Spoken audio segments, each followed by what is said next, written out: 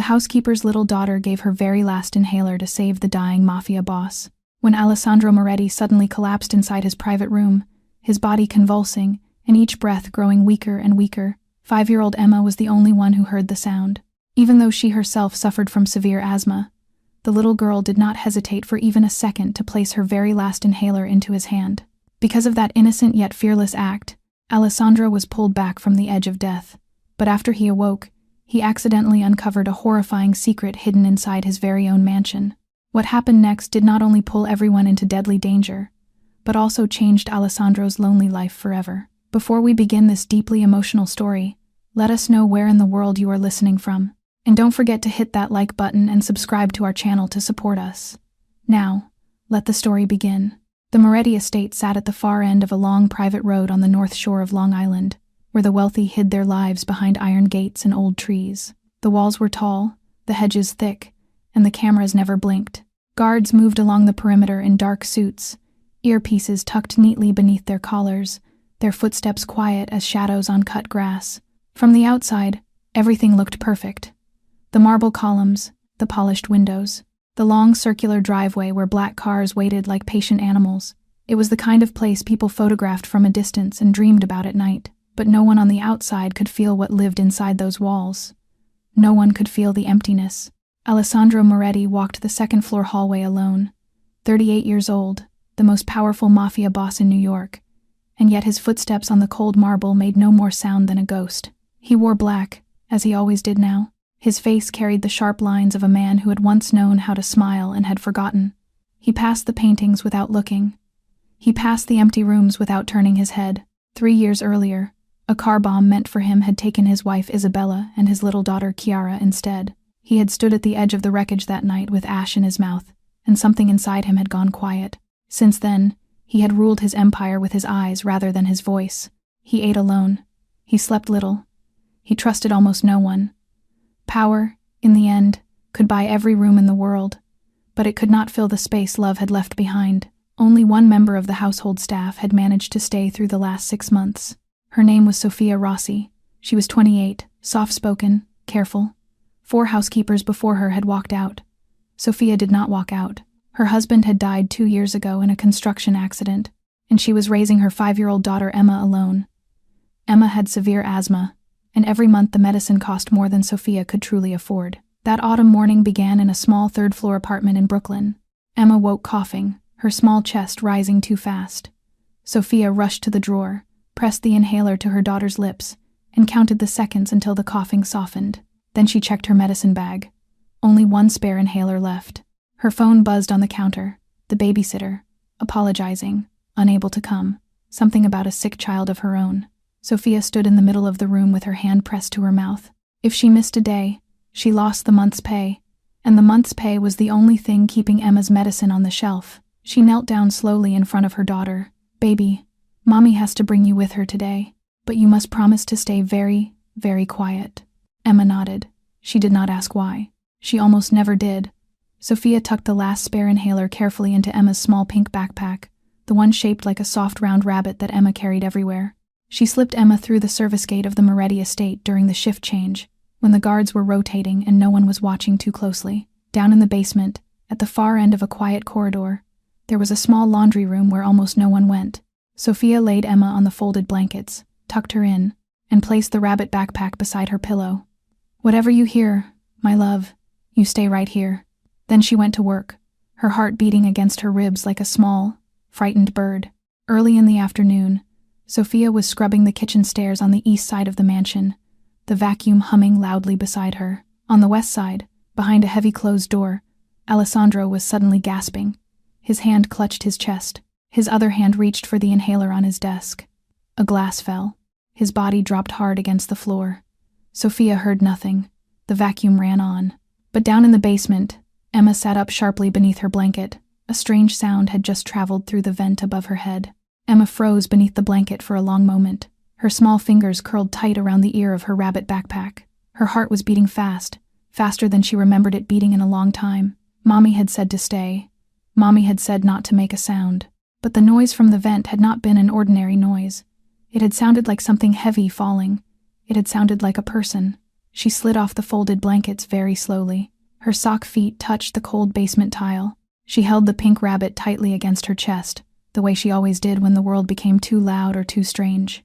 Then, one careful step at a time, she moved toward the basement staircase. The wooden steps groaned softly under her small weight. She stopped at each one, listening. The mansion above her was quiet in the way only very large houses could be quiet, the kind of silence that seemed to have its own shape. At midday, the guards were mostly outside, walking the perimeter or watching the front gates. The inner halls were empty. The long corridors of marble and dark wood stretched on without a single figure to break them. Emma reached the first floor and paused, her ears searching. Somewhere, far down the west wing, she heard it. A thin, broken sound. A gasp. A struggle for air. She knew that sound. She knew it better than most children her age would ever want to. It was the sound of someone who could not breathe. She followed it. Her small footsteps whispered along the hallway. The rabbit backpack pressed warm against her chest. At the end of the western corridor, one heavy door stood slightly ajar, a soft strip of afternoon light spilling out onto the polished floor. She stopped in front of it. Then, gently, with one small hand, she pushed the door open. What she saw made her breath catch. A tall man in a dark suit lay collapsed on the floor of the great room. His face had gone a terrible shade, somewhere between gray and blue. His chest rose in short, tearing jerks. Beside him, a piece of glass had shattered across the rug, catching the light in sharp, broken pieces. One of his hands was stretched out toward the desk, toward a small object resting on its polished surface. His fingers trembled inches from it. He could not reach. Emma did not scream. She did not run. She had seen her mother struggle for breath before, back when Sophia had caught the winter sickness 2 years ago, and she had learned early that panic made everything worse. She stepped carefully around the broken glass and walked toward the desk. She stood on her toes to look at what he had been reaching for. It was an inhaler. She recognized the shape of it at once. She had held so many of them in her own small hands that they felt like a part of her. She picked it up, and then she stopped. Her small nose wrinkled. She lifted the inhaler a little closer and breathed in through it the way Mommy had taught her to check if the medicine was still good. But it was not medicine. Not the medicine she knew. There was something else beneath the plastic smell. Something sharp and cold. Something that did not belong. Not the soft, familiar scent she had breathed in every morning of her short life. Something wrong. Something chemical. Not this one. She whispered to herself, almost too quiet to hear. Behind her, on the floor, the man forced his eyes open. His gaze met hers, half pleading, half uncertain, as though he could not understand why the child before him had lowered the inhaler instead of bringing it to his mouth. His chest heaved once, twice, weaker each time. Time was running out. Alessandro's body jerked harder against the floor. His head tipped back. His eyes, unfocused now, began to roll upward beneath his lids. His chest was fighting for something it could not find. Emma set the strange-smelling inhaler down on the edge of the desk. She stepped back one small step, then another. She looked around the room. She looked at the door. She looked at the tall, silent bookshelves and the heavy curtains and the wide, empty floor. There was no one else. No mother to ask. No adult to run for. No voice to tell her what a little girl was supposed to do when a stranger was dying at her feet. There was only her, and him.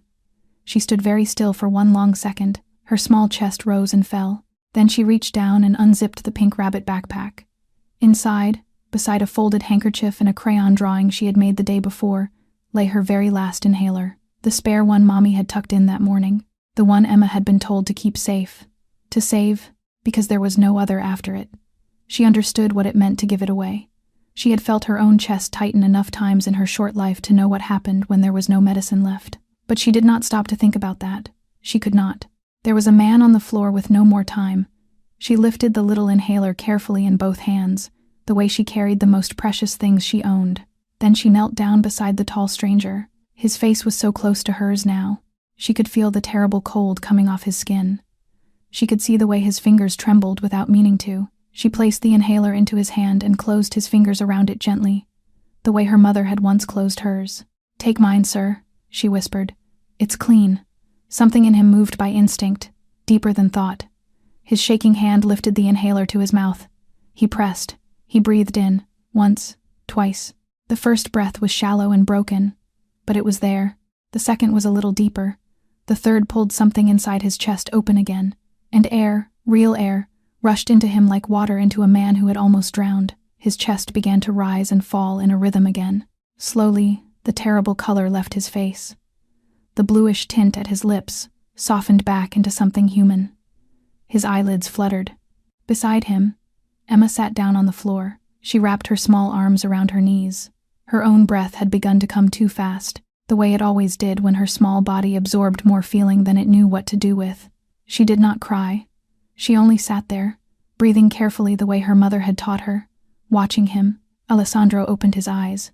The first thing he saw was not a bodyguard, not a doctor, not a man he had trusted with his life. It was a small child, no taller than the arm of his chair, sitting quietly on the floor beside him with her hands wrapped around her knees. Her hair had fallen partly across her cheek. Her rabbit backpack rested against her hip. She was watching him with the calm, tired eyes of someone who had already lived through more than her years should have allowed. He stared at her for a long time. His mind, still slow from lack of air, tried to make sense of what had just happened. On the desk above them, in the soft golden light of the afternoon, his own inhaler rested where the child had set it down, giving off the faint, wrong smell she had noticed the moment she picked it up. Sometimes courage does not wait to grow up. Sometimes it arrives in the smallest hands and does what the strongest men cannot. Several minutes later, Sophia carried the vacuum back down the narrow service stairs to return it to its place in the basement. Her arms ached, her back ached. She pushed open the door of the small laundry room without thinking, ready to check on her daughter, ready to whisper that lunch would come soon. The blankets were empty. The rabbit backpack was gone. Her heart stopped for one long, terrible second. Then it started again, too fast, too loud, banging against her ribs like a fist. "Emma," she whispered, not daring to raise her voice. "Emma, baby, where are you?" There was no answer. She ran. She ran through the servants' corridor, past the kitchen where the pans still hung silent in their rows, up the back staircase and along the ground floor hallway, whispering her daughter's name over and over the way you whisper a prayer in a place where you are not allowed to pray out loud. She checked every doorway. She checked the small alcoves where a curious child might have hidden. Nothing. Nothing. The West Wing was the last place she would ever have looked. It was the wing she had been told never to enter without permission. But as she turned the corner, she heard it. A thin, uneven breath, the sound of a man drawing air back into a body that had almost lost the habit of it. And then, softer, unmistakable, the small voice of her daughter. Sophia's legs almost gave out. She reached the half-open door and pushed it gently with the flat of her hand. The scene inside stopped her heart for the second time in 5 minutes. Alessandro Moretti was sitting on the floor, his back leaning against the leg of his heavy desk. His suit jacket had come open. His hair had fallen across his forehead. In his hand rested a small pink inhaler, still uncapped, and sitting beside him, her small legs folded neatly under her, her rabbit backpack pressed to her side, was Emma. Her Emma, her 5-year-old daughter, alone in the private room of the most dangerous man in New York. Sophia could not breathe. She understood in a single second everything that this could mean. A housekeeper who had smuggled a child into the estate without permission. A little girl found in the boss's private room after he had collapsed. If Alessandro Moretti believed for one moment that she had brought Emma here for a reason, any reason, she would not only lose her job, she would lose far more than that. She sank down onto her knees at the doorway. Her hands trembled at her sides. "Sir, please, I can explain," she said, her voice barely holding together. "My babysitter canceled this morning. I had nowhere to leave her. She was supposed to stay in the laundry room. She wasn't supposed to come up. I swear to you I never meant to." Alessandro lifted one hand slowly and stopped her. He looked at Emma. He looked at the little inhaler resting in his palm. He looked at the desk where the other one still sat, giving off that faint chemical wrongness. Then, at last, he looked at Sophia. His voice was hoarse, but steady. "Your daughter just saved my life." Sophia stared at him. The words did not fit into her mind. They floated somewhere above her, refusing to land. Emma reached out and touched her mother's sleeve. In her small, careful voice, she explained. The strange sound, running upstairs to find Mommy. The tall man on the floor. The bad smell on the inhaler on the desk, giving him her own. Sophia broke. She pulled her daughter into her arms and held her so tightly she could feel Emma's small ribs, could feel the beat of that fragile little heart. Tears poured down her face without permission. Half was relief, half was terror at how close everything had come to a very different ending. Above them, Alessandro's voice cut through the quiet. "Call the medical team. Call security. Now." Within minutes, the West Wing was no longer quiet. Guards moved through the corridors in tight, silent formations. A private medical team arrived through the service entrance in dark clothes and carried a black case that clicked open with the sharpness of a weapon. The suspect inhaler was lifted carefully from the desk with a gloved hand, sealed inside a clear evidence pouch, and placed into a small locked container. It was carried out of the mansion in the palm of a man who did not once look up. The family had its own laboratory. It sat in a converted warehouse in Queens, unmarked, hidden behind an ordinary auto shop. The men who worked there did not ask questions. They tested what they were given, and they were paid to be fast. 3 hours later, the results arrived. Alessandro received them alone in his study. The heavy door was closed.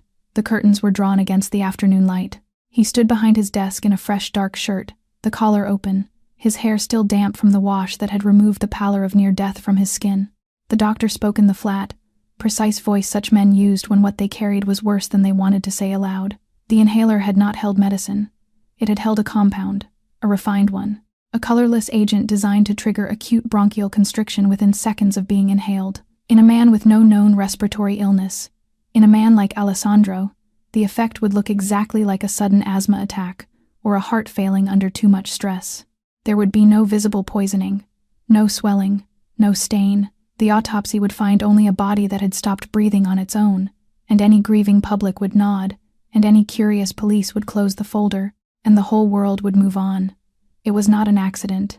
It was not fate. It was a murder, planned quietly, patiently, with the kind of intelligence that only came from someone who knew Alessandro's private routines. The medicine that sat on that particular desk was for occasional use. Alessandro had been prescribed it years ago after a chest injury. He picked it up perhaps once a month. In moments of stress, whoever had touched that inhaler had known that, and whoever had touched that inhaler had done so from inside the walls of the most heavily guarded residence in New York. Alessandro sat down slowly in his chair. His hands, resting on the polished wood of the desk, were very still. His eyes darkened, taking on that quiet, empty depth of a sky without stars. In 3 years, he had believed he had already lost everything that could be taken from him. He had learned to live without joy, but the thought that someone under his own roof had walked calmly through his hallways and touched the small object he pressed to his own mouth was a different kind of cold. That kind of betrayal did not roar. It whispered. He picked up the phone on his desk and made a single call. "Marco, come." Marco Bianchi arrived within 20 minutes. 40 years old, tall, broad-shouldered, dark suit cut close to his frame, the gold watch on his left wrist catching the low lamplight. He had been at Alessandro's side for nearly 2 decades, since the two of them had risen together from the lowest rungs of the organization. Alessandro trusted him the way he trusted his own hand. Marco listened. When the report was finished, his face turned pale. Real anger burned in his voice, or the perfect performance of it. He offered, at once, to run the internal investigation himself, to turn every stone, to find the traitor. Alessandro looked at him for a long moment. Then he nodded. He trusted him absolutely. Marco moved with a speed that only later would seem strange. Within an hour of leaving Alessandro's study, he had assembled a small internal team, 3 men, all of them loyal to him personally rather than to the wider organization. They were quick, they were quiet, and they knew, before they were told, exactly where to look. The first stop was the security room. Rows of monitors covered the far wall, each screen holding a small slice of the estate in grainy black and gray. The guard on duty stood up when Marco entered and did not sit back down. Marco called up the recordings from the previous evening, from the West Wing, from the hallway outside Alessandro's private room. He scrubbed the timeline back with practiced fingers. The footage showed exactly what he wanted it to show. At 9:47 the previous night, when Alessandro had been downstairs in the wine cellar with 2 of his lieutenants, when the West Wing had been entirely empty of any other soul, a small figure appeared in the corridor. A young woman with dark hair pulled back at the nape of her neck. A cleaning cart pushed in front of her. She stopped at the door of Alessandro's private room. She looked left. She looked right. Then she stepped inside. Sophia, alone. During the one window of the entire evening when no one else would have been near, the camera did not follow her into the room. There was no camera inside. That was, of course, the point. Marco froze the frame. He tapped the screen once with a knuckle. The man beside him nodded and reached for the phone. The second stop was the staff wing. 4 guards moved through the small housekeeper's quarters on the north side of the estate. They opened drawers. They lifted mattresses. They emptied shelves. In the personal locker assigned to Sophia Rossi, tucked at the very back behind a folded uniform and a small hairbrush, they found what they had been sent to find: a slim glass vial, no larger than a woman's thumb. Colorless liquid inside. When the sample was tested against the poison already identified in Alessandro's inhaler, the match was exact. Beside the vial lay a folded piece of paper, a printed bank statement, a single line highlighted in yellow. $200,000, transferred 4 days earlier, from an offshore holding account into a private account bearing Sophia Rossi's name. The intelligence team traced the offshore account within 20 minutes.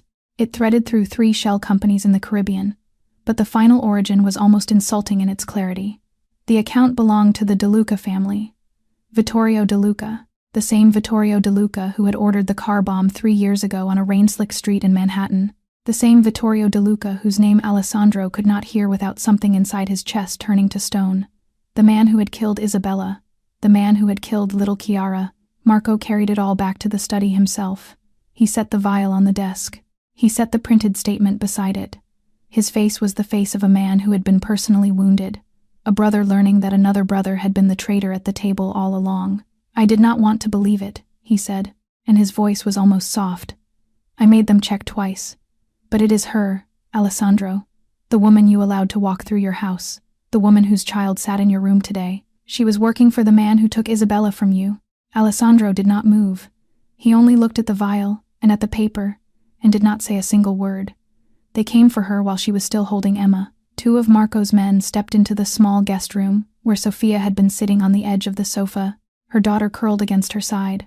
They did not raise their voices. They did not need to. One of them gently pulled Emma away, promising the child that Mommy would come back soon. The other took Sophia by the elbow and lifted her to her feet. Sophia looked back over her shoulder as they led her from the room. She saw Emma's small hand reaching for her, the pink rabbit backpack pressed against the child's chest, and something inside her broke that no words would ever fix. They took her to a windowless room on the ground floor. The door closed behind her with a sound heavier than a door had any right to make. Her hair, which had been neatly pinned that morning, now hung loose around her face. Her eyes were already red. Her uniform was still creased from where Emma had leaned against her. Guards stood along the walls with their hands folded in front of them, silent as statues. On the small table in front of her, they placed the slim glass vial, the printed bank statement, and a still image from the security recording.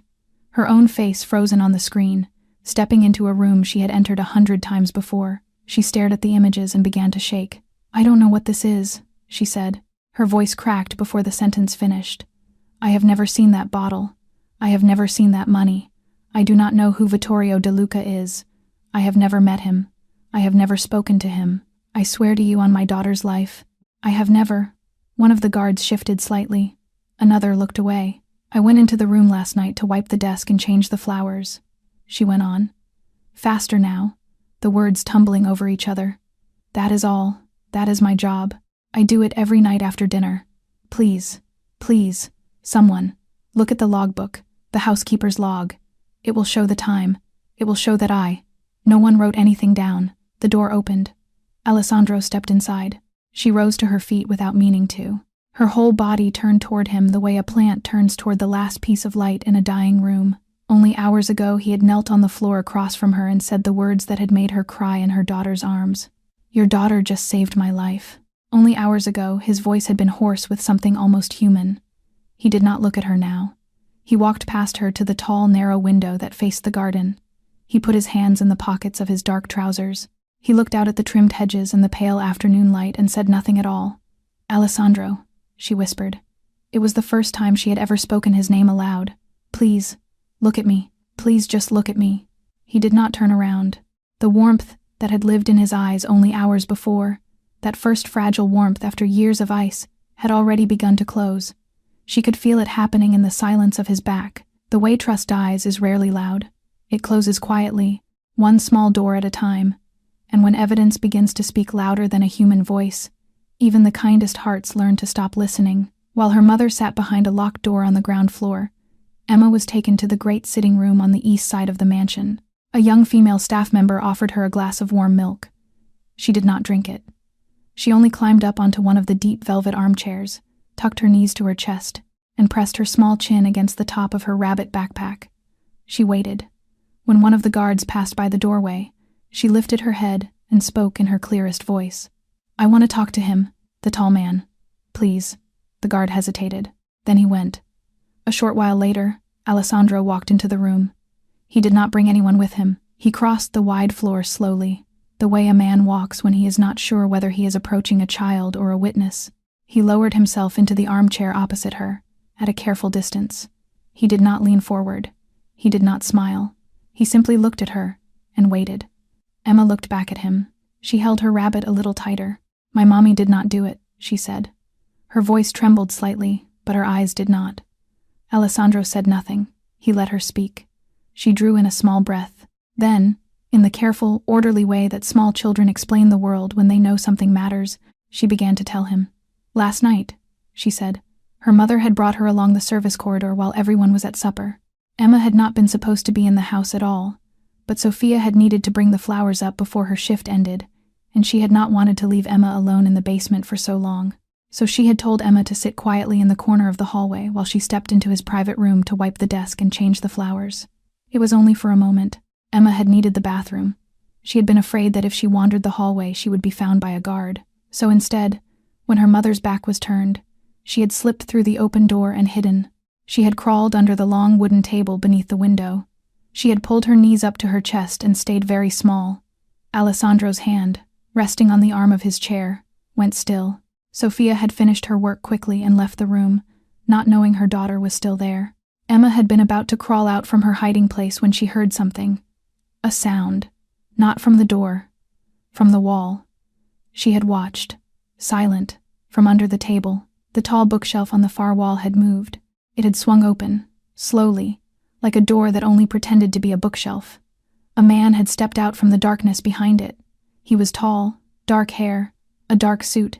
In his hand he held a small glass bottle with a very careful grip, as if it might break with the wrong breath. He had walked over to the desk. Emma could not see exactly what he did next, because the corner of the table blocked her view, but she saw him lean over the object resting there. She saw his shoulders move. She saw him straighten again. Then he had walked back to the bookshelf, stepped through it, and pulled it closed behind him. The wall had become a wall again. Alessandro's face did not move. Only his eyes changed. The passage behind the bookshelf. He had built that himself, years ago. Only 2 men in the world knew it existed, him and one other. "Did you see his face?" he asked, very quietly. Emma shook her head. It was too dark, but he had a watch, a big gold one, on his left hand. Alessandro did not breathe for a long moment. The gold watch on Marco's wrist, the one Alessandro himself had given him, engraved on the back, for 15 years of brotherhood. Alessandro walked back to his study alone. He did not speak to the guards he passed in the hallway. He did not look at the housekeeper who paused to let him by. He simply moved, one measured step after another, the way a man walks who is carrying something he does not yet trust himself to set down. He closed the heavy door behind him. He turned the lock. The fire in the marble hearth had burned low. He crossed the room, sat down in the leather armchair before it, and stared into the last red glow of the logs. For a long time he did not move at all. Marco. He tried to place the name in his mind the way it had always sat there, the way a man places a stone he has known his whole life. Marco, who had been 18 years old the first time he had bled for him, taking a knife meant for Alessandro's ribs during a bad meeting in the back of an Italian bakery in the Bronx. Marco, who had stood in the rain at Isabella's funeral without an umbrella, one hand gripping Alessandro's shoulder so hard it left a bruise, because Alessandro had needed something to hold him upright. Marco, who had never once asked for more than what he was given. Marco, who called him brother, and had earned the word. The gold watch on the left wrist. Not any wrist. His wrist. Alessandro closed his eyes. He wanted, more than he had wanted anything in a long time, to open them and find the child had described a different man. A shorter man. A man with dark eyes instead of pale. A man with a different watch. A silver one. A plain one. Any watch that was not the one he had ordered engraved himself. But children of 5 did not invent bookshelves that opened into secret passages. They did not invent small glass bottles held carefully in careful hands. They did not invent gold watches on left wrists in dark rooms at night. They saw what they saw. They told what they saw. And what she had seen, only 2 men in the world could have done. Him and Marco. Alessandro placed his hands flat on the arms of the chair. He held them there until the trembling in his fingers stopped. Grief he understood. Grief he had lived inside for 3 years. But this was not grief. This was something older and colder. It was the feeling of a foundation stone beginning to shift beneath a house one had believed would stand forever. He could arrest Marco now. He could send 4 men to his room within the hour, put a gun to the back of his head, drag him down to the cellar, and have the truth in whatever shape he wanted before morning. Part of him wanted that. A part of him he did not like very much wanted it very badly. But he stopped. If Marco were innocent, and Alessandro moved against him on the word of a child, 20 years of brotherhood would break in a single night, and Alessandro would lose the one man in the world he had trusted after everyone else was buried. If Marco were guilty, and Alessandro moved too quickly, then whoever stood in the shadows beside Marco, whoever had paid, whoever had planned, would vanish beneath the water like a stone dropped into a lake. He needed certainty. He needed proof no lawyer, no memory, no love could argue with. He would wait, and he would watch. Alessandro reached for the phone on the small side table. He called 2 men. Only 2. The first was Enzo. Broad, quiet, older than most of the men in the organization. He had pulled Alessandro out of a burning car 16 years ago and had never spoken of it since. The second was Rocco. Younger, sharper, faster on his feet than any man Alessandro had ever seen. He had taken a bullet in the shoulder during an ambush in New Jersey 11 years back, and had walked Alessandro out of that basement on his own 2 legs afterward. Neither of them owed loyalty to Marco. Neither of them owed a single favor to any man inside the organization except Alessandro himself. They came to the study one at a time. Alessandro spoke to them behind the closed door in a voice so low that the fire in the hearth was louder. He told them what he wanted. He told them to shadow Marco. Every footstep, every phone, every meeting, every message. He told them to trust no one else with what they knew, not even the men they usually worked beside. If Marco slept, they were to know it. If Marco whispered, they were to hear it. They nodded once each. They did not ask why. They left the way they had come, without a sound. Then Alessandro made one more call, this one to the head of house security. His voice was still low, but the words were firm. Release the housekeeper. Move her and the child to the east guest suite. 2 guards at the door. She is not to be treated as a prisoner. She is a guest of this house until I say otherwise. He did not explain. He did not need to. 20 minutes later, he walked across the mansion himself. The east wing was warmer than the west, filled with soft afternoon light that fell through tall arched windows onto pale wooden floors. When he stepped into the guest suite, Sophia rose to her feet at once. Her uniform was rumpled. Her eyes were still red from crying. She held her hands in front of her, unsure whether to lower her head or meet his gaze. Emma sat on the thick rug in the middle of the room, her legs folded beneath her, the pink rabbit backpack pulled close against her chest. Alessandro stopped a respectful distance from Sophia. When he spoke, his voice came out lower than he had meant it to, and rougher. I am sorry. Sophia said nothing. I cannot yet explain everything, he said. But you should not have been treated the way you were treated today. That was my mistake. It will not happen again. She nodded once, slowly. She did not speak. There were no words yet that would fit the size of what had happened to her in the last few hours, and she was wise enough not to try. He turned then, and crossed the room to where Emma sat. He lowered himself onto one knee beside the rug so that his eyes were level with hers. From the inside pocket of his jacket, he drew a small flat box and placed it gently in her hands.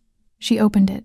Inside, resting on soft dark cloth, lay 2 new inhalers. The good kind, the expensive kind, the kind that the best doctors in Manhattan prescribed and most families could not afford. Emma looked up at him with wide, careful eyes. Thank you, she whispered. Alessandro nodded once. He did not smile, but something behind his eyes, for the first time in 3 years, was no longer entirely made of winter. Night fell heavy over the estate. The corridors dimmed to a low amber glow. The garden lights outside painted long silver stripes across the marble floors. Most of the household had gone to their quarters. The guards on the perimeter walked their circuits with quiet, practiced steps. In the south wing, on the 2nd floor, Marco Bianchi returned to his private rooms and closed the door behind him. He turned the lock. He crossed to the small sideboard by the window and poured himself a glass of dark red wine, 3 fingers deep. He drank half of it in one long swallow, then set the glass down on the polished wood with a soft, satisfied breath. He loosened his tie. He shrugged off his jacket. He rolled his shoulders back the way a man rolls his shoulders at the end of a long day of dangerous work. Everything, in his mind, had gone almost perfectly. The housekeeper had been arrested, and although Alessandro had not yet sentenced her, the evidence was in place. The vial in her locker, the wire transfer under her name, the security footage. Even if Alessandro was slow to accept it, no one else in the organization would question it. The traitor had been named. The traitor was small and quiet and easy to be rid of. The child was an inconvenience, nothing more. Children were forgotten quickly. Marco walked to his bedside table. He knelt and gently lifted the small lamp that stood there, tilting it so that he could reach beneath the heavy round base. Taped to the underside, hidden from any casual eye, was a slim black phone, not the one he used for his usual work. The other one, the one that only 2 men in the world had the number to. He sat on the edge of the bed. He dialed. The voice on the other end answered on the second ring. "Tell me it is done." "It is not done," Marco said. There was a silence. Then, softly, Vittorio De Luca laughed. Marco explained. The child, the small hand, the clean inhaler, the moment lost.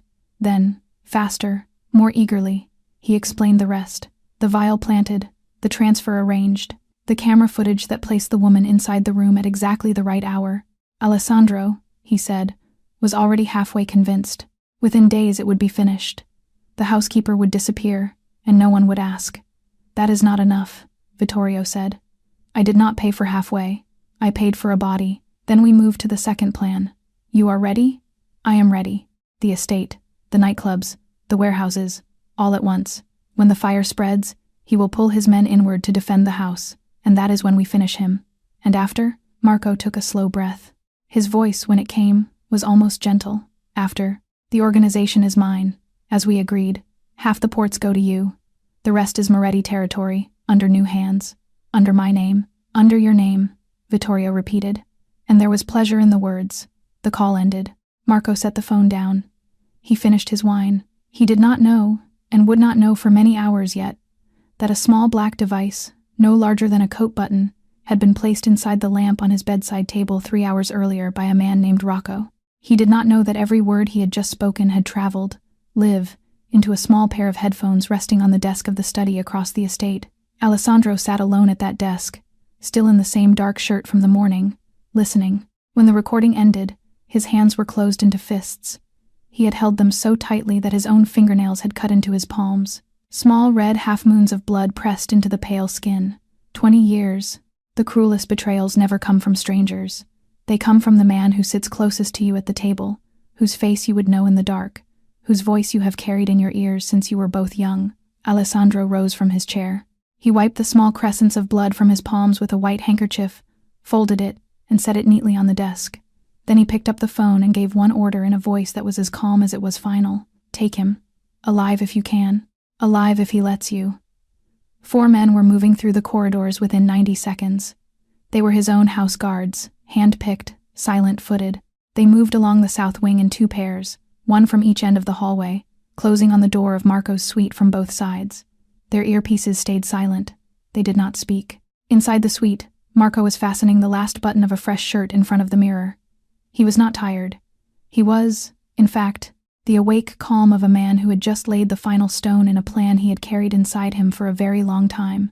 He was reaching for his gold watch on the dresser when something at the edge of his hearing changed, a softness in the corridor, the kind of quiet that does not happen naturally in a house full of men. He paused with the watch halfway to his wrist. He glanced at the small polished mirror above the sideboard, tilted just so, that gave him a partial view of the corridor beyond his door. Through the gap at the base of the frame, 2 men were standing there. Not walking, not passing, standing. One of them shifted his weight from one foot to the other. The other flicked a look toward Marco's door and then away too quickly. Marco went very still. A man who has spent nearly 2 decades doing quiet work in the dark does not need more than that. He knew, in the space of a single heartbeat, that they were not there to protect him. He knew that his call had been heard. He knew that if he opened that door and walked out into the hallway, he would not walk any further. He did not panic. His face did not change. He clipped the gold watch onto his wrist. He slid his wallet and the small black phone into his inside pocket. He walked, unhurried, toward the bathroom door at the far end of the suite. He called back over his shoulder in a normal, even voice, loud enough for anyone listening at the door. "Give me 5 minutes. I need a shower." He closed the bathroom door behind him. He locked it. He turned on the water in the tall marble shower and let it run. Then he moved. The bathroom window opened onto the back garden 2 stories below. A heavy iron trellis climbed the wall beneath it, thick with the last dark leaves of autumn. Marco slid the window open, swung one leg out, then the other. He climbed down the trellis with practiced hands and dropped the last few feet onto the wet grass with barely a sound. He did not look back at the mansion. He crossed the lawn in a low run, cut through the hedges at the western fence line, and reached the small service gate he had known about for years. Beyond it, on the quiet lane, a black car he kept for such nights was already parked in the shadow of a tree. By the time the four men broke the bathroom door open, the shower was still running, and the room was empty. Alessandro stood on the third-floor balcony above the garden. He watched a single pair of red taillights slip out through the trees at the far end of the property and disappear into the dark. He did not shout. He did not curse. He knew, in the marrow of his bones, that a war had just begun. Marco drove fast, but not carelessly. He kept to side streets, avoided the bridges he knew Alessandro's men watched, and cut a long, patient loop through Queens before finally crossing into Brooklyn from the south. By the time he reached the old brick building on the edge of Red Hook, the sky above the water had turned the color of iron. The building looked abandoned, a closed dockworkers' hall with boarded windows and rusted signs. It was not abandoned. Beneath the ground floor, hidden behind two sets of reinforced doors, lay the private command room of Vittorio De Luca.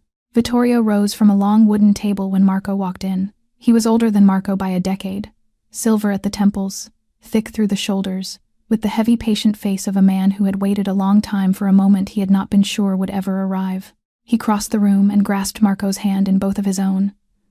"Welcome home, brother," Marco allowed himself, for the first time in many years, a small, honest smile. Around the table, the room was already filling. Vittorio's captains came in one at a time, dark coats and hard eyes, and behind them their men. By midnight there were nearly 100 armed men gathered across the building's 3 lower floors. Some Marco recognized from old files, some were new. All of them had been waiting for a signal from Vittorio for years, and tonight the signal had come. Marco laid a folded map across the wooden table and smoothed it flat with the palm of his hand.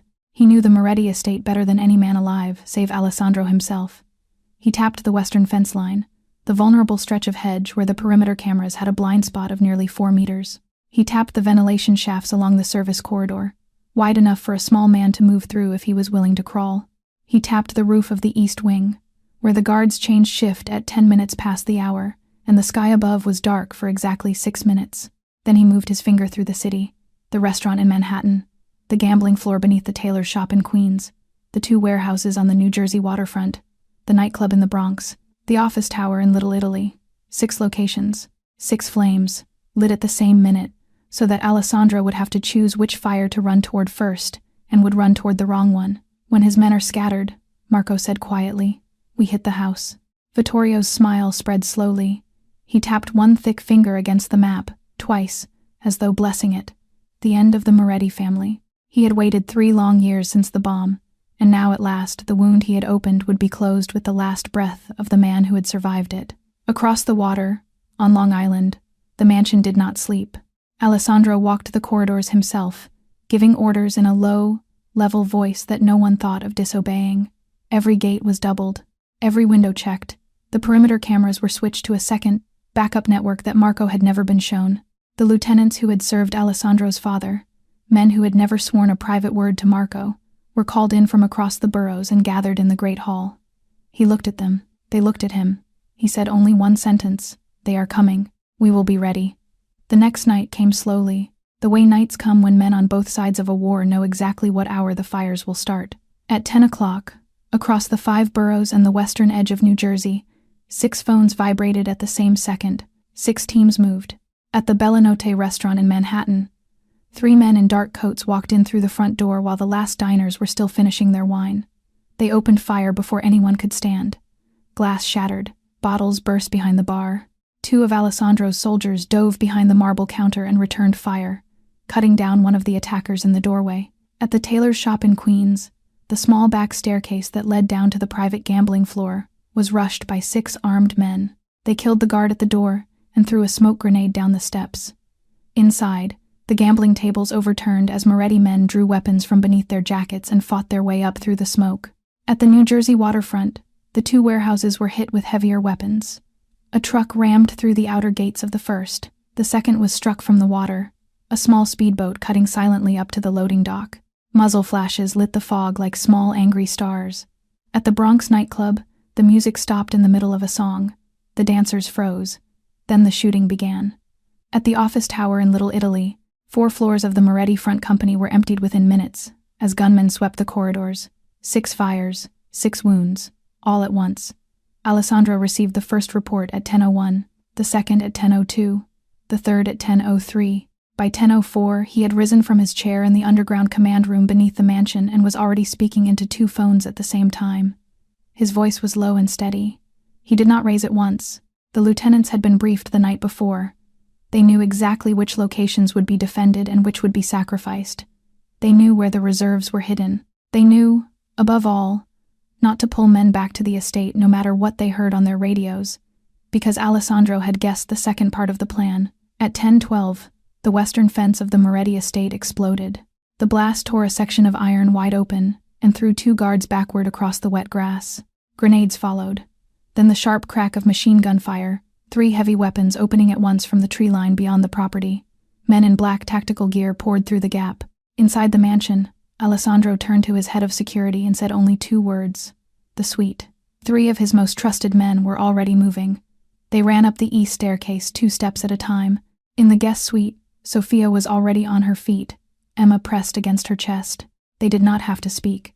The guards guided them quickly through a hidden door in the paneling and down a narrow reinforced passage, into the smallest and deepest safe room in the house. 3 walls of steel, 1 reinforced door, a single vent, 3 guards inside with them, weapons drawn.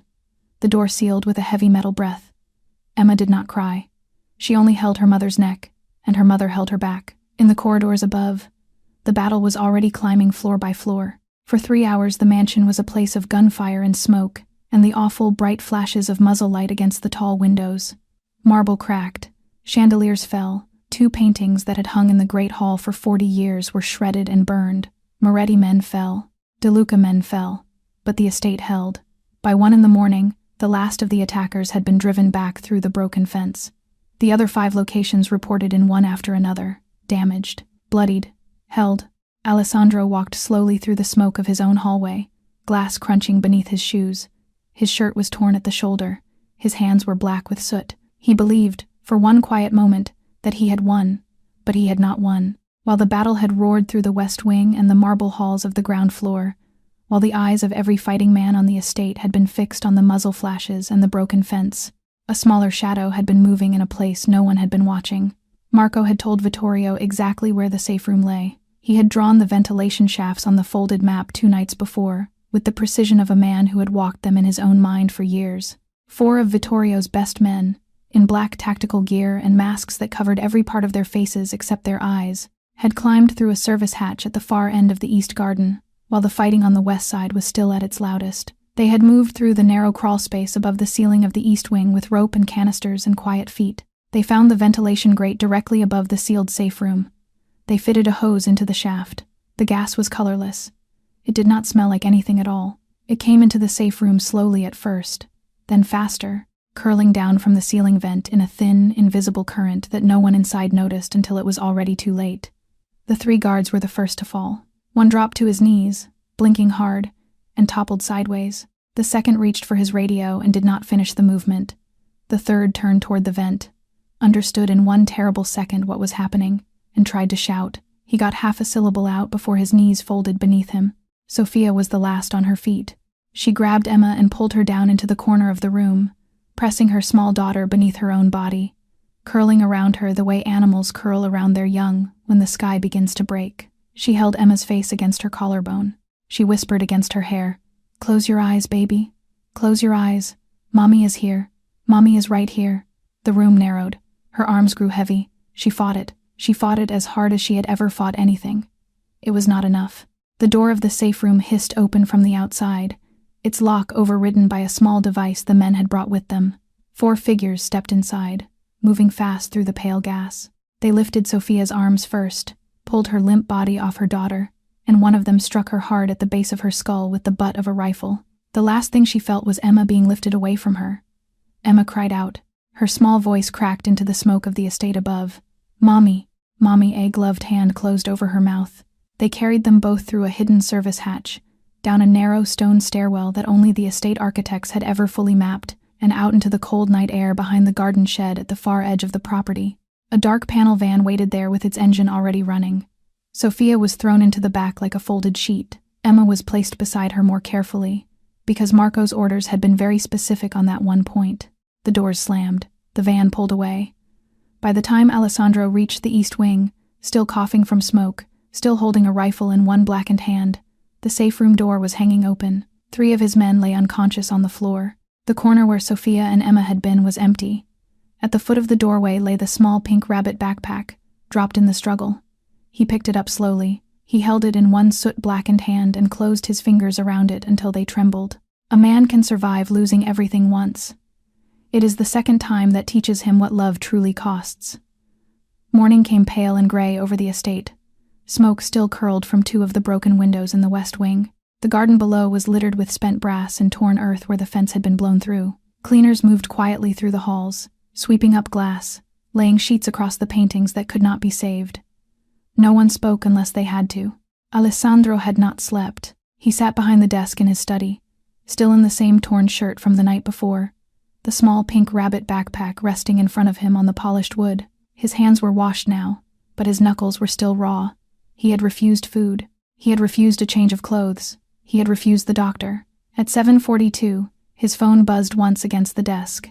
He picked it up. An unknown number. A single video attachment, 15 seconds long. He played it. The screen filled with the cold yellow light of an industrial room. Bare concrete walls. A single caged bulb overhead. In the center of the frame, 2 chairs.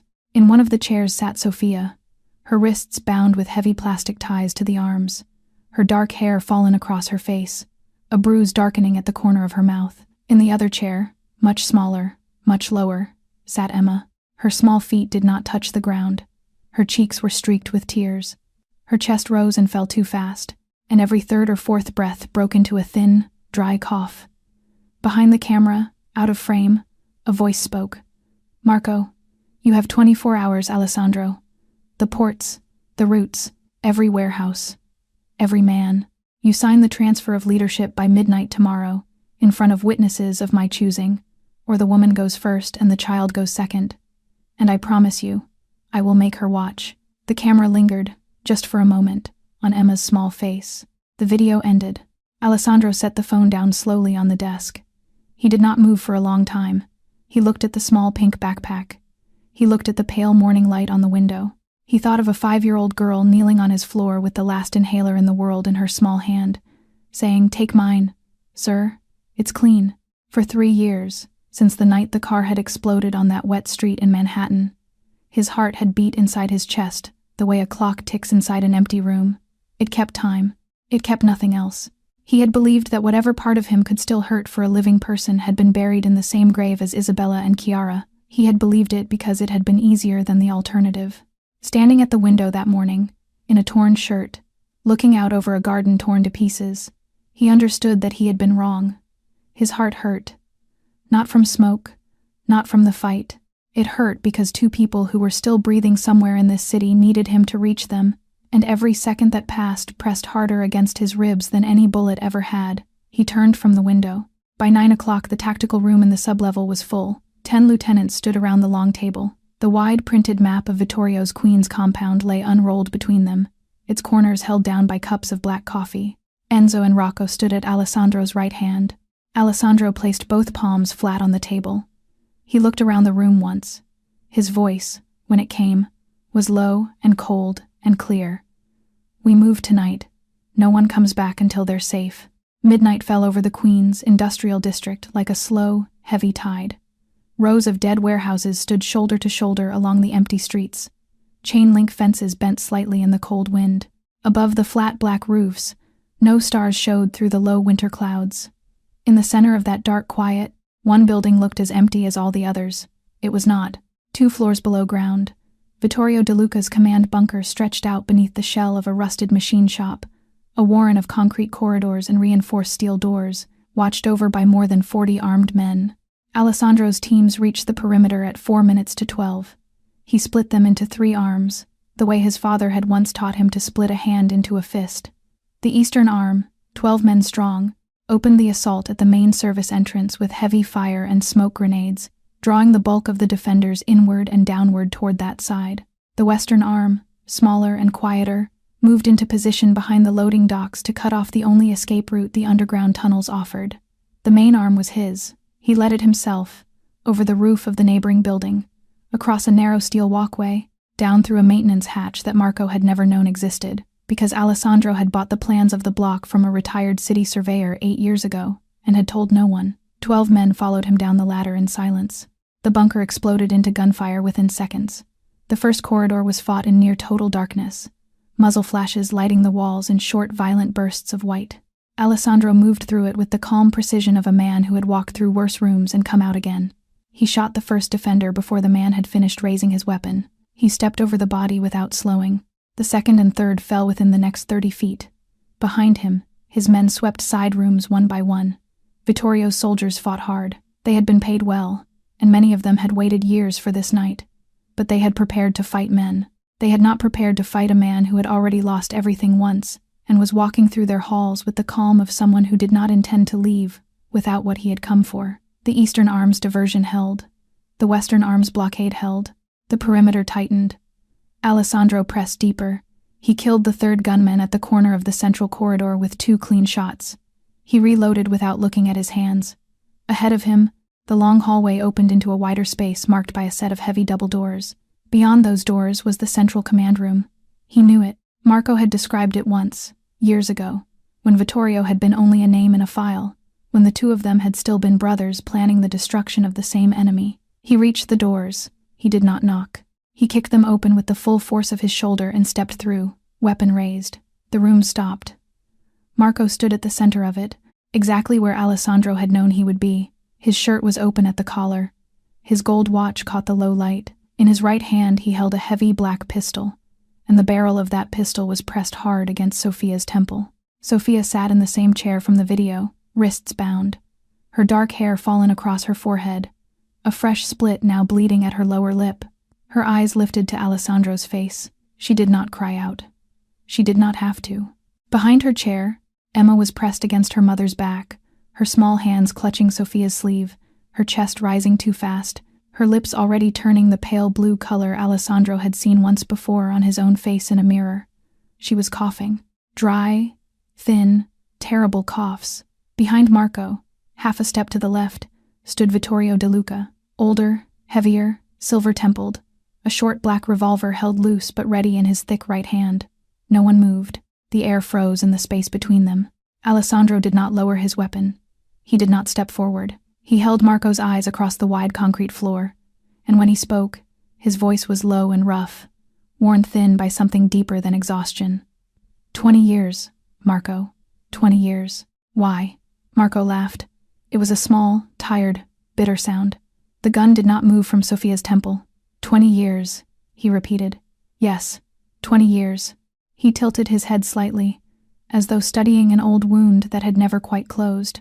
His voice came softer than the situation asked for, almost conversational, and that softness carried something colder than shouting could have carried. I built half of this empire, Alessandro. Half, when you were away burying your father. I was the one on the roof of the pier watching the shipments come in.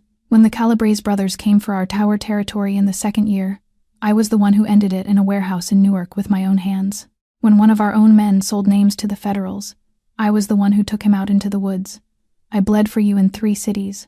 I killed for you in 5. I did the work no one wanted to do, the work that stains a man forever, and I did it without asking your permission, so that your hands would stay clean and your name would stay bright. His mouth twisted, and at every table, in every room, in every meeting, every man in the city bowed his head to the name Alessandro Moretti. Not once, not one single time in 20 years, did anyone bow to mine. He drew a slow breath. You sit on the throne. I remain forever the shadow behind you. That seat should have been mine. Alessandro looked at him for a long, quiet moment. When he answered, his voice did not rise. It only sharpened, the way steel sharpens against stone. Power doesn't belong to the one who wants it most, Marco. It belongs to the one willing to answer for every life beneath it. You never wanted the weight. You only wanted the crown. Something in Marco's face changed. The bitterness cracked into something older and uglier beneath it. He fired. The muzzle of his pistol swung a fraction of a degree, away from Sophia's temple, straight toward Alessandro's chest. The shot cracked through the concrete room like a whip, but Sophia was already moving. She had worked one wrist free of its restraint at some point in the long, silent hours between the video and this moment, and had held her hand exactly where Marco could not see. When his gun swung, she rose from the chair with a strength her small frame should not have possessed, and threw herself into the line of the bullet before Alessandro could shout her name. The shot took her in the shoulder. A second, fired half a heartbeat later as Marco tried to correct, tore into her side. She fell. She fell hard, her body twisting as it dropped, her dark hair spreading across the cold gray floor. A dark bloom opened at her shoulder. Another spread beneath her ribs. Her lips parted around a breath that came out only as air. Emma screamed. The sound tore out of her small chest with a force that seemed impossible for a child that size. A raw, wounded thing that filled the whole concrete room. "Mommy," she threw herself forward against the ropes at her small wrists, straining toward her mother's body, her face already streaked with tears. Alessandro's world narrowed to a single point of light. The bravest sacrifices are almost never made by the ones who have the most to give. They are made by the ones who have almost nothing left, and who choose, in the last quiet second, to give even that away. Something inside Alessandro that had already been broken 3 years ago broke again, and this time it broke into a cold and quiet fury. He moved. He crossed the concrete floor in a straight line, his weapon raised, his eyes on Marco. Marco fired again, the shot going wide as he stumbled back. The two of them collided in the middle of the room. The pistols clashed between them. Alessandro drove his shoulder into Marco's chest, sent him staggering, and squeezed off 2 shots at close range. One tore through Marco's thigh, the other clipped the side of his ribs. Marco cried out and fell backward against the heavy wooden table. From the far corner of the room, Vittorio raised his revolver and fired. Alessandro spun. His shot answered before Vittorio's had finished echoing. 2 rounds, one after the other, tight into the center of Vittorio's chest. The older man staggered back, blinked once, and dropped heavily against the concrete wall. His revolver clattered onto the floor. His eyes stayed open. Marco tried to crawl toward the door, dragging his wounded leg behind him. He reached his fallen pistol. His bloody hand closed around the grip. He lifted it, shaking, toward Alessandro one last time. Alessandro was faster. The final shot cracked once through the room. Marco fell back against the concrete. His eyes stayed open, fixed on the ceiling, on nothing. Alessandro did not look at him. He dropped his weapon and ran to Sophia. He fell to his knees beside her, gathering her carefully into his arms. Her lips were pale, her eyes fluttered. She whispered something he could not hear. He pressed his hand against the wound at her side, and his voice broke as he shouted for the medical team, for a helicopter, for the emergency inhaler that had been prepared in his pocket for Emma. Enzo was already there. Rocco cut the ropes from Emma's small wrists. The child collapsed into Alessandro's free arm, still gasping, and he pressed the fresh inhaler to her lips himself, one hand steady on Sophia, one hand steady on Emma, holding both of them against his chest as though he could keep them alive by will alone. The private helicopter of the Moretti family lifted from the roof of the compound 13 minutes later. The surgery lasted 6 hours. Alessandro sat in the long white hallway of the private hospital in Manhattan through every one of them. Emma, wrapped in a soft hospital blanket, breathing steadily now, slept curled in his lap. He did not move. He did not eat. He did not speak. He watched the door. At dawn, the surgeon stepped out. He was tired. He nodded once. She would live. The weeks that followed passed slowly and gently. Sophia grew stronger day by day. Alessandro stayed. He carried her meals to her himself. In the evenings he read to her from books he had not opened since Isabella had been alive, his voice low and steady in the lamplight. He sat by her bed until she fell asleep, and sometimes long after, he brought Emma to the best asthma specialists in Manhattan and paid for a full course of treatment that changed the little girl's future permanently. When Sophia was strong enough to come home, Alessandro brought them both back to the Moretti estate. But they did not return as a housekeeper and her daughter. They returned as family. The mansion, which had stood for 3 years as a beautiful tomb, began to breathe again. There were footsteps in the halls that were not the footsteps of guards. There was laughter in the marble corridors, small and bright, echoing off the tall ceilings. There were meals set for 3 at a long dining table that had been laid for 1 man for so many years. And in the soft golden lamplight of the study, in the quiet moments after supper, Alessandro looked at Sophia across the room with an expression he had believed he would never wear again. On his desk, beneath the low, warm light of the reading lamp, a small glass case rested near the edge. Inside it lay a single small pink inhaler, empty now, its plastic worn from the day a 5-year-old had knelt on his floor and placed it into his shaking hand. He kept it there for the rest of his life, because that little girl had not only given him her last dose of medicine, she had given him a shield against a hidden betrayal that had waited 20 years in the dark. She had given him back a house that could hold laughter again. She had given him the one thing that all his wealth and all his power could never have bought back on their own, a second chance to love. Sometimes the greatest miracles do not arrive with thunder. They arrive quietly, in the smallest hands, and refuse to let go. Dear friends, if this story has touched something inside you tonight, please take a moment to tell us in the comments below where in the world you are listening from, and share with us what part of this journey moved you the most. We would truly love to hear the thoughts that rise from deep inside your heart, because every comment you leave becomes part of the community we are building here together. Please do not forget to hit the like button, share this video with someone who needs to hear a story like this today, and subscribe to our channel to receive many more heartfelt stories every single day. From all of us here, we wish you good health, a peaceful mind, and a life filled with quiet joy every day that comes. Thank you for staying with us all the way to the end. Take care of yourself, take care of the people beside you, and we will see you again in the next story. Goodbye for now, and until we meet again.